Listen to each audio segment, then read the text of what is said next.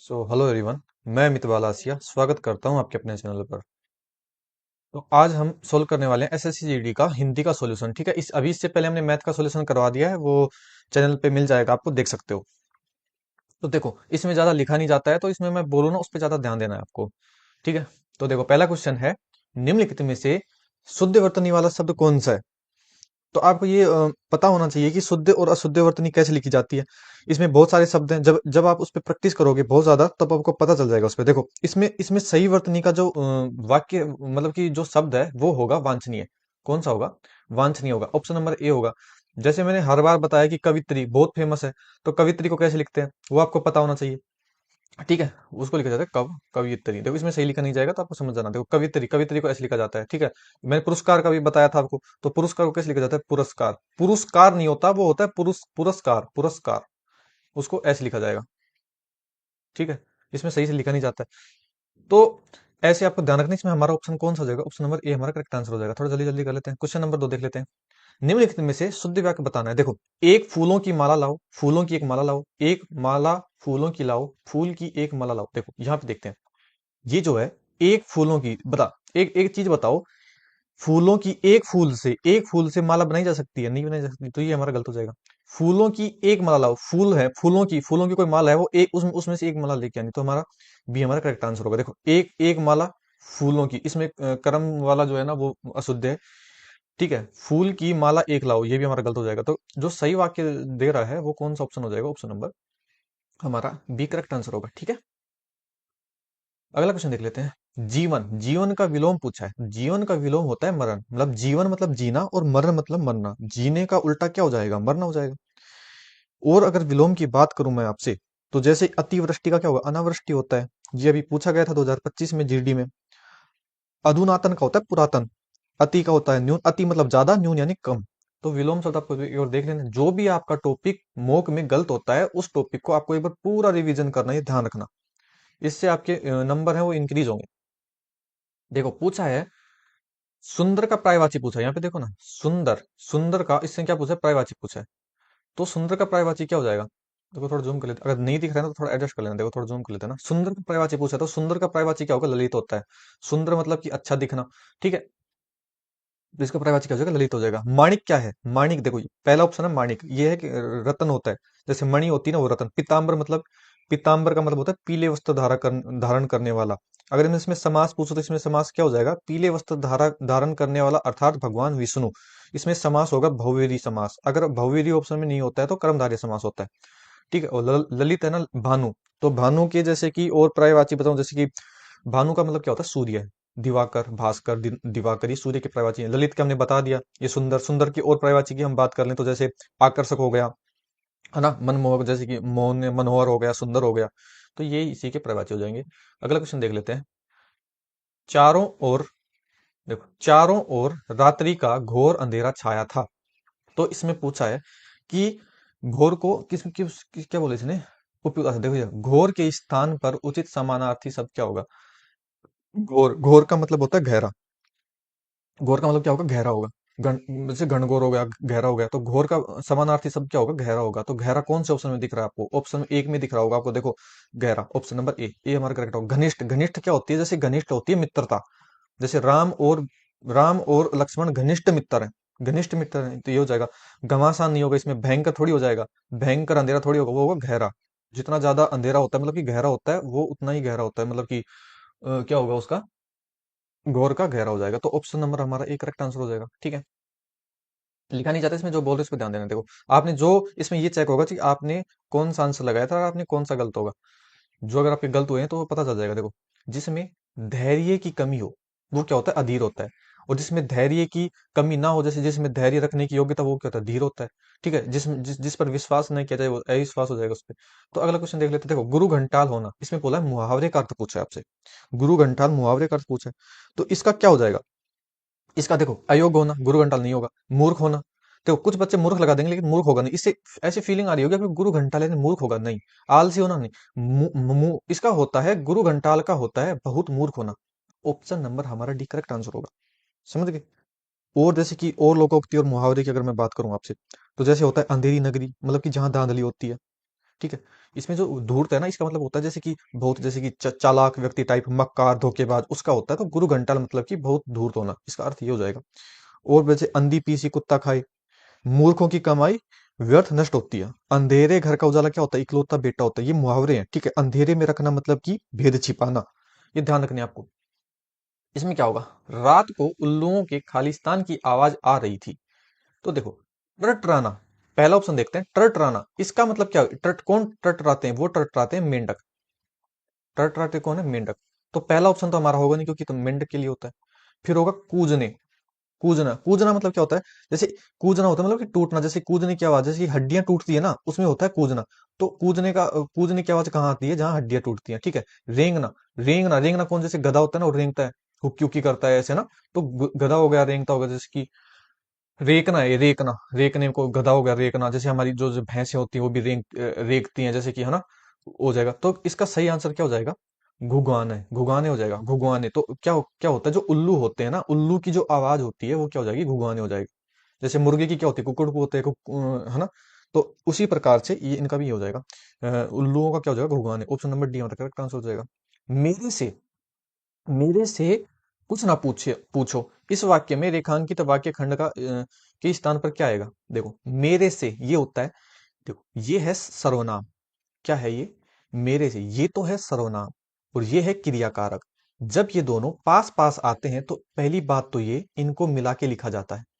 क्या किया जाता है? मिला के लिखा लिखा जाता है। और मेरे से कोई नहीं होता, मेरा जैसे होता है मुझ, मुझे, मुझको, वो होते हैं, ठीक है। तो इसमें यहाँ पे से लगाया है, तो से के साथ क्या आएगा? से आएगा। तो देखो, मुझसे, मुझसे हमारा करेक्ट आंसर हो जाएगा। मतलब कि मुझसे कुछ ना पूछो। तो हमारा आंसर क्या हो जाएगा? Option number B correct answer होगा। सी, है ना, सी है वो। अब देखो, मोहन पिताजी को पत्र लिख रहा है। इसमें क्या पूछे? क्रिया पूछे, कौन सी क्रिया हो जाएगी? देखो, प्रेरणार्थक क्रिया क्या होती है? प्रेरणार्थक क्रिया होती है किसी अन्य व्यक्ति से काम करवाना। अगर यहाँ पे ये होता, मोहन पिताजी से पत्र लिखवा रहा है, तो इसमें क्या होती? प्रेरणार्थक क्रिया होती। नाम धातु क्या होती है? नाम धातु, धातु जो क्रिया होती है उसकी पहचान होती है लास्ट में आना, आना, ये प्रत्यय लगे होते हैं। अकर्मक क्रिया क्या होती है? जिसमें जिसमें कर्ता का जो प्रभाव है ना, वो कर्म पे नहीं पड़ता, उसे अकर्मक क्रिया कहते हैं। और सकर्मक क्रिया क्या होती है? जिसमें कर्म सहित क्रिया का प्रभाव कर्म पर पड़ता है, मतलब क्रिया क्रिया का प्रभाव कर्म पर पड़ता है। तो इसमें देखो ना, मोहन है ना, पिताजी को पत्र लिख रहा है। तो इसमें जो क्रिया है वो कर्म कर्म कर्म पर प्रभाव डाल रही है। तो इसमें हमारी क्या हो जाएगी? सकर्मक क्रिया हो जाएगी। समझ गए? निम्न में से कौन सा वाक्य संबोधन कारक का उदाहरण नहीं है? देखो, संबोधन जो होते हैं ना, उसमें देखो क्या होते हैं? अरे, ऐसे आपको मिलेंगे, अरे, हे राम, हे राम, ठीक है। और ये आपको ये मिलेगा, देखो ऐसे जो ये है ना, ये चिन्ह आपको जरूर मिल जाएगा उसमें। हे राम जैसे संबोधन करते हैं ना, तो जैसे कि हे भगवान, अजी, अरे, अरे हो गया, ओ हो गया, है ना। तो ऐसे वर्ड आपको मिलेंगे जिसमें क्या होता है? संबोधन। संबोधन मतलब किसी को आप बुला रहे हो, ठीक है। तो इसमें क्या बोला है कि संबोधन कारक का उदाहरण नहीं है। तो देखो, इसमें अजी आ गया, ये संबोधन हो रहा है। यहाँ पे देखो, ये अरे भाई, हे भगवान, इसमें संबोधन हो रहा है। आलोक माँ के लिए दवाई लेकर आया। इसमें किसी को कुछ बुलाया जा रहा है? नहीं बुलाया जा रहा। तो ऑप्शन नंबर हमारा भी करेक्ट आंसर हो जाएगा। समझ गए? तो देखिए, निम्नलिखित विकल्प, अगला क्वेश्चन है ना ये, विकल्पों में से कौन सा एक संयोजन क्रिया विशेषण के से उदाहरण रखता है? तो देखो, मतलब कि ये कह रहा है संयोजन, संयोजन मतलब कि जुड़ना। तो इसमें देखने दो वाक्य जो जुड़ रहे हो, मतलब कि देखो, मैं जाग रहा हूं, इससे ये एक वाक्य है। इसमें देखो, वे लेटे हुए थे, इसमें एक वाक्य है। वह सो रहा था, इसमें भी एक वाक्य है। ये देखो, जहां आप पढ़ोगे वहां मैं भी पढ़ूंगा, इसमें क्या है? संयोजन क्रिया, मतलब कि संबंध है, जहां आप पढ़ोगे वहीं मैं पढ़ूंगा। तो हमारा करेक्ट आंसर क्या हो जाएगा? ऑप्शन नंबर हमारा डी करेक्ट आंसर होगा। समझ गए? ऑप्शन नंबर डी हमारा करेक्ट आंसर हो जाएगा। जैसे कि और मैं अगर आपसे बात करूं, तो जैसे इसमें क्या होता है ना, दो स्वतंत्र वाक्य जोड़ के जो परिमाण होता है वो संबंध बता रहा है इसमें। तो जैसे जो सोएगा वो खोएगा। तो इसमें भी क्या है, जैसे कि संयोजन क्रिया हो जाएगी, है ना। तो अगला क्वेश्चन देख लेते हैं। निम्नलिखित विकल्पों में से किस एक वाक्य में संख्यावाचक विशेषण का प्रयोग नहीं किया गया है? तो देखो, संख्या देखो, यहाँ पे संख्यावाचक बोला है, उसमें विशेष मतलब प्रयोग नहीं किया गया है। जहां पे संख्या का प्रयोग नहीं किया गया है, संख्यावाचक जहां पे संख्या का प्रयोग नहीं किया गया है, तो यहाँ पे देखो, यहाँ पे मेरी 8 बीघा, यहाँ पे संख्या आ गई, तो ये हमारा ऑप्शन नहीं होगा। फिर देखो, 100 ग्राम, सौ क्या है? संख्या है, तो यहाँ पे अभी हमारा आंसर नहीं होगा। यहाँ पे देखो, राम ने 2 मीटर, दो दो क्या है? संख्या, ये हमारा आंसर नहीं होगा। यहाँ पे देखो, हमें चंद्रमा सुंदर प्रतीत होता है, तो इसमें कहाँ पे संख्यावाचक, संख्या का कुछ बोध हुआ नहीं हुआ, तो हमारा करेक्ट आंसर क्या हो जाएगा? ऑप्शन नंबर सी हमारा करेक्ट आंसर होगा। समझ गए? अब अगला क्वेश्चन देख लेते हैं। यह मेरी किताब है, इसमें क्या बोला है, कौन सा सर्वनाम है? तो देखो, यह मेरी किताब है, मेरी किताब है मतलब कि इसमें निश्चितता का बोध है, भाई ये मेरी ही है और किसी की नहीं है। तो इसमें सर्वनाम तो कौन सा हो जाएगा? निश्चयवाचक हो जाएगा। अब देखो, प्रश्नवाचक में क्या होता है? प्रश्नवाचक में जिसमें इसमें सवाल जवाब होते हैं, प्रश्न किसी से प्रश्न किया हो, जैसे कि तुम कौन हो, तुम कौन हो, इसमें क्वेश्चन मार्क आएगा लास्ट में, तो तुम कौन हो, इसमें कौन सा सर्वनाम हो जाएगा? प्रश्नवाचक सर्वनाम हो जाएगा। संबंधवाचक में क्या हो जाएगा? इसमें एक दूसरे से मतलब कि संबंध बताया जाता है, जैसे कि इसमें दो वाक्य होते हैं और वो आपस में संबंध बताते हैं, जैसे कि मैं वही करूंगा जैसा तुम कहोगे, इसमें क्या है? संबंधवाचक सर्वनाम है। जैसे जैसी राजा वैसी प्रजा, जैसी राजा वैसी प्रजा, उसमें क्या हो जाएगा? इसमें भी क्या है? संबंधवाचक सर्वनाम है। समझ गए? निजवाचक सर्वनाम में क्या होता है? निजवाचक में निजता का बोध होता है, मतलब कि इसमें वर्ड यूज होंगे, स्वयं, स्वयं हो गया, है ना, अपने आप, जैसे आप हो गया आप, इसमें निजता का बोध होता है, तो ये इसकी पहचान होती है। जैसे कि अपने स्वयं के लिए यह काम मैं स्वयं कर लूंगा, समझ गए? यह काम मैं स्वयं कर लूंगा, इसमें क्या होता है? निजवाचक सर्वनाम हो जाएगा। तो हमारा करेक्ट आंसर इसमें क्या हो जाएगा? निश्चितता का बोध हो रहा है, इसलिए हमारा निश्चयवाचक सर्वनाम हो जाएगा। मीठा अमरूद में मीठा विशेषण है, तो इसमें किस प्रकार का विशेषण? देखो, मीठा होता है ना, मीठा, मीठा विशेषण क्या है? इसका मतलब कि गुण है, तो गुण है, तो इसमें कौन सा आंसर हो जाएगा? गुणवाचक सर्वनाम हो जाएगा। परिणाम में क्या होता है? देखो, परिणाम में क्या होता, इसमें जैसे कि परिणाम होता है, जैसे कि 2 किलो चीनी हो गई, थोड़ा दूध हो गया, इसमें ये क्या है? परिणामवाचक विशेषण के उदाहरण है ना। ये व्यक्तिवाचक तो संज्ञा होती है। संख्यावाचक में क्या हो जाता है? इसमें संख्या, जैसे 4 आम, 4 आम, इसमें भी संख्या आती है ना, तो 4 आम हो गया, ये संख्यावाचक विशेषण का उदाहरण हो जाएगा। तो ये जो आम है, ये क्या है? ये मेरे भाई गुणवाचक सर्वनाम है। कौन सा? ये मीठा, मीठा क्या है? गुणवाचक विशेषण है। अगला क्वेश्चन देख लेते हैं। अच्छा, अब पैराग्राफ चल चुका है हमारा, तो इसको थोड़ा छोटा कर लेते हैं, देखो फिर सही से दिखेगा आपको। देखो, अगर नहीं दिख रहा है ना, तो मैं थोड़ा बोलूंगा, उस पर ध्यान देना है आपको, वरना आपने मोक दिया होगा तो पता होगा। देखो, आज, इसको थोड़ा छोटा कर लेते हैं, देखो, थोड़ा छोटा कर लेते हैं। देखो, आज, आज घर पर बांटे जाने वाले समाचार पत्र से लगभग सभी की खालिस्तान प्रारंभ होती है। तो जब घर पे हमारे समाचार पत्र आते हैं, तो क्या शुरू होती है? तो देखो, इसने बोला है, ऑप्शन देख लेते हैं एक बार, ऑप्शन क्या है?